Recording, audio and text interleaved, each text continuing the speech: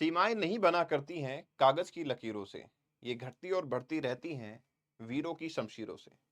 देखिए दोस्तों, किसी भी देश के प्रोटेक्शन के अंदर, डिफेंस के अंदर, सिक्योरिटी के अंदर उनकी आर्म्ड फोर्सेस का काफी बड़ा रोल होता है।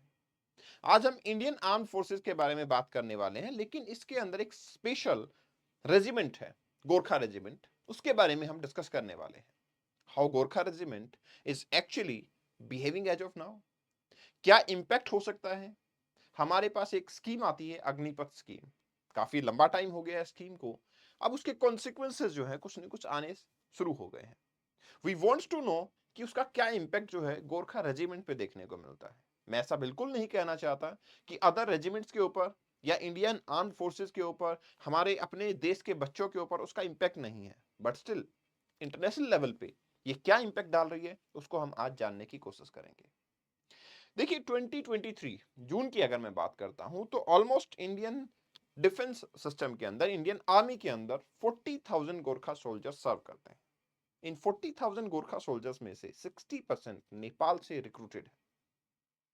मैं चाहे बात करूं चाइना के साथ वॉर की, मैं चाहे बात करूं लिबरेशन ऑफ बांग्लादेश की, मैं चाहे बात करूं पाकिस्तान वॉर की, गोरखाज ने हमेशा एक important role play Indian army में किया है।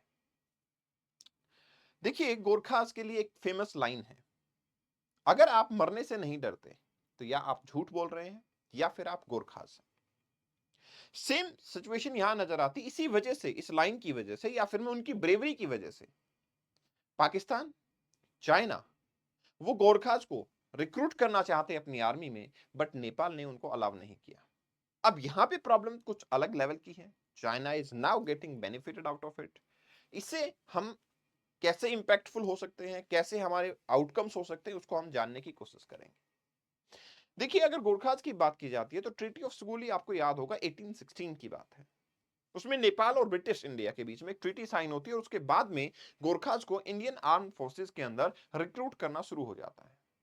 यहाँ पे दो वर्ड है, गोरखा और गोरखास। ब्रिटिश आर्मी जो है वो गोरखास टर्म यूज करती है, Indian army Gorkha term use करती है, बट मोर और लेस सेम रीजन को हम रिप्रेजेंट करते हैं। इंडिया के मिलिट्री कनेक्शन की अगर मैं बात करूं, वैसे ट्रूली महाराजा रंजीत सिंह जो कि पंजाब के राजा थे, उस टाइम से गोरखास को इंडियन आर्मी के अंदर डिप्लॉय किया जाता है। एक नासिरी रेजिमेंट हुआ करती थी, उसके अंदर भी इनका डिप्लॉयमेंट देखने को मिल जाता है। मतलब नेपाल से हमारा काफी पुराना रिश्ता है, नाता है। अब हुआ क्या, 1947 का टाइम आता है, देश इंडिपेंडेंट हो जाता है। ब्रिटिश और इंडिया के बीच में आर्मीज की डिवीजन भी देखने को मिलती है। 1947 में एक ट्रिपार्टाइट एग्रीमेंट होता है, मतलब इंडिया के बीच में, नेपाल के बीच में और ब्रिटेन के बीच में। उस एग्रीमेंट के अंदर क्या दिया जाता है, कुछ प्रोविजंस रखे जाते हैं। उस टाइम पे 1947 में हमारे पास 10 गोरखा रेजिमेंट थी, जिनमें से 6 गोरखा रेजिमेंट इंडियन आर्मी को दी जाती हैं और 4 रेजिमेंट जो कि न्यू इंडियन आर्मी बनी थी, 4 आपकी ब्रिटिश इंडियन आर्मी के अंदर चली जाती है। मैं आपको बताना चाहूंगा, गोरखास 2 सोल्जर्स तो आपके जो क्वीन एलिजाबेथ हैं उनकी पर्सनल सिक्योरिटी के अंदर भी देखे जाते हैं। अब क्या हुआ, एक 11th गोरखा रेजिमेंट और बनाई जाती है, राइफल बनाई जाती है। क्यों बनाई जाती है, उसका पर्पज ये था कि जो लोग ब्रिटेन जाना नहीं चाहते, वो वापस इंडियन आर्मी में ही आना चाहते हैं, तो उनके लिए एक स्पेशल रेजिमेंट बनाई गई थी। तो इस तरीके से 11 रेजिमेंट हमारे पास हो जाते हैं, 11th रेजिमेंट हो जाती है। गोरखाज की अगर मैं बात करूं तो स्पेशली वो नेपाली ओरिजिन पीपल होते हैं, और उन्होंने ये जो नाम लिया है, ये एक हिंदू वॉरियर के थ्रू आया है, संत गोरखनाथ। इसके अलावा इवन नेपाली हिल्स जो हैं आपकी गोरखा, उनसे भी इन्होंने अपना नाम अडॉप्ट किया है। इंडिया के अंदर अगर बात की जाए तो हम इस वर्ड को, गोरखा को, हम इसको बेसिकली इंडियन सिटीजन्स के लिए भी यूज करते हैं कि आपके उन एरियाज के अंदर, उत्तराखंड जैसे स्पेशली हो गया, उस रीजन में रहने वाले लोगों के लिए भी, क्योंकि वो उस स्किल के अंदर काफी ज्यादा बेसिकली स्किल्ड होते हैं, उस पर्टिकुलर फाइटिंग लेवल पे काफी ज्यादा स्किल्ड होते हैं। अगर मैं नेपाली की बात करूं, नेपाली सिटीजन्स की बात करूं, तो 1826 सबसे पहला टाइम था जब गोरखास को काफी ज्यादा नंबर में इंडियन आर्मी के अंदर डिप्लॉय किया जाता है। इनके कुछ कैरेक्टरिस्टिक्स की बात करूं तो 1972 इंडियन आर्मी चीफ जो है, उनको बेसिकली गोरखा से काफी ज्यादा सपोर्ट मिलता है। फील्ड मार्शल मानिक शो के बारे में तो आई थिंक ऐसा कोई होगा नहीं जो अवेयर ना हो। उनको नाम दिया गया था सैम बहादुर, वो भी गोरखा रेजिमेंट के हेड थे, इसलिए उनको सैम बहादुर गोरखास ने ही नाम दिया था। क्योंकि वहां पे नेपाल के अंदर अगर बात की जाए तो वहां पे बहादुर वर्ड काफी कॉमन होता है। इंडियन आर्मी में सर्व करने के बाद में इंडियन आर्मी उनको इक्वली पेंशन प्रोवाइड करती है, बहुत सारे डेवलपमेंट वर्क करती है, इसलिए नेपाल की डेवलपमेंट में, ग्रोथ में इंडियन आर्मी का काफी बड़ा रोल रहता है। क्योंकि वहां से लोग आते हैं, रेमिटेंसेस लेते हैं और फिर अपने एरिया के अंदर जाके डेवलपमेंट को इंश्योर करते हैं। इंडियन आर्मी काफी सारे वेलफेयर प्रोजेक्ट भी यहाँ पे रन करती है, and that's a important part जो कि नेपाल के लिए यहाँ हो जाता है। गोरखा सोल्जर की अगर मैं और बात करूं तो हम ये बता सकते हैं गोरखा सोल्जर नेपाल के साथ साथ में, मतलब नेपाल में बॉर्न एंड ब्रॉट अप होते हैं, बट वो इंडियन आर्मी के लिए ज्वाइन करते हैं। इसके अलावा Punjab police, UP police, Bihar police के अंदर भी उनकी रिक्रूटमेंट जो है देखने को मिल जाती है। अब 2016 के बाद में क्योंकि गोरखास के ऊपर थोड़ी डिपेंडेंसी कम की जाए, इसके लिए हमने कंसंट्रेशन गोरखास की बढ़ा दी गई।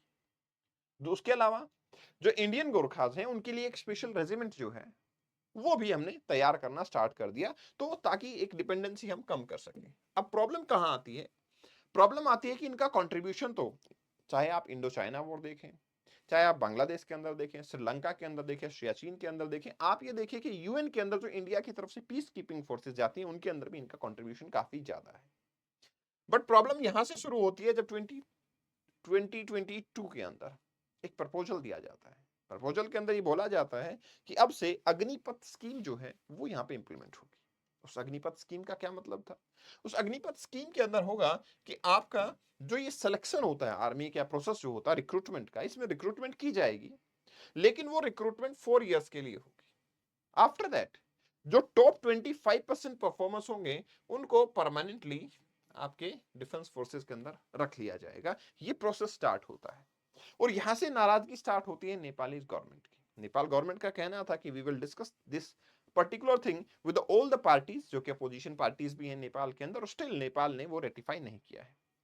जब से अग्निपथ स्कीम आई है उसके बाद से ही अभी तक नेपाल से रिक्रूटमेंट जो है नहीं हुआ है। सालाना में मानता हूं 1500 से 2000 लोग रिक्रूट हुआ करते थे, जो कि रिक्रूटमेंट अब बंद है।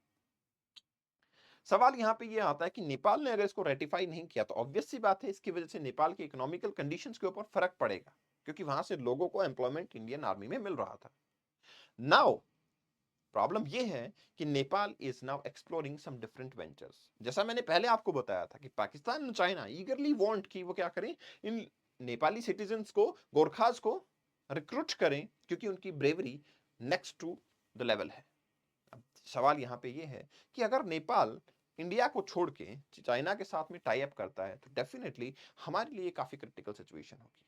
इवन हमारे जो एक्स वेटरन्स हैं आर्मी के, उनका तो यहां तक भी कहना था कि अगर गोरखास रेजिमेंट को बनाए रखने के लिए इंडियन आर्मी को या इंडियन गवर्नमेंट को लगता है कि हम इसके अंदर कुछ कंसेशन दे सकते हैं अग्निपथ स्कीम के अंदर, तो definitely they should do for the Gorkhas.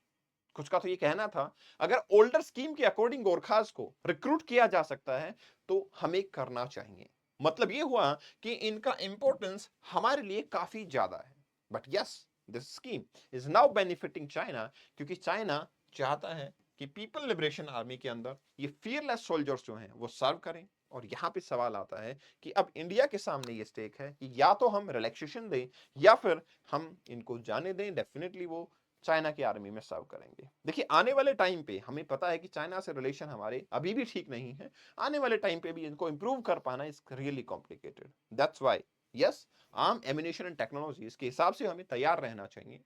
No doubt हमारे इंडियन सिटीजन्स जो कि इंडियन आर्मी को ज्वाइन करते हैं, ऐसा नहीं है कि वो कैपेबल नहीं है, they are far far far better, but still whatever is best possible वो हमें इसके अंदर इंक्लूड करना चाहिए। What is your suggestion? क्या हमें कुछ रिलैक्सेशन देने चाहिए या फिर बेटर होगा हम नेपाल गवर्नमेंट के साथ में एक नेगोशिएशन जो है वो कुछ एस्टैब्लिश कर सकें, या फिर अदर ऑप्शंस क्या नजर आते हैं? Definitely you should share into the comment section. One more thing I would like to ask, हमारे जो बच्चे इंडियन आर्मी के लिए तैयारी करते हैं, प्रिपेयर करते हैं, उनके फ्यूचर पे अग्निपथ स्कीम का क्या इंपैक्ट पड़ा है?